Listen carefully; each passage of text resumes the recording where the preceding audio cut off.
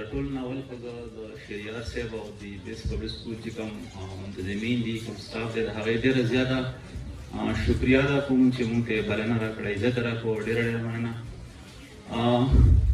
نن سبا وخت کې زیاتره چې کوم زموږ ینګ کول دی نو دیو د فني شیزونه فني خبرې ډېرې زیات خوښوي او چې کوم سیریس خبرې نو هغې د وجې نه بور کېږم ډېر زیات. زه کوشش کوم چې مختصر خبرې وکړم.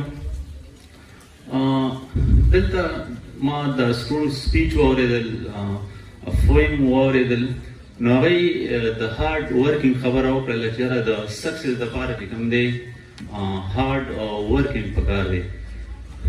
بالکل ټیک خبره ده د سکسس دپاره د کامیابۍ دپاره هارډ ورکینګ پکار دی.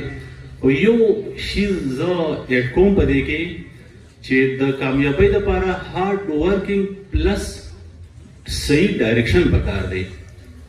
فرض کا یو کس دی هغه ډېر زیات محنت کوي خو د هغه ډایرکشن معلوم نه دی چې په فیوچر کې په مستقبل کې به زه څه جوړېږم. نو اکثر مونږ خلک کتلي چې ډېر زیات محنت کوي خو په اخره کې د هغې څه چې کوم دی څه ریزلټ راونوځي او هغوی هغه مقام ته ونه رسېږي.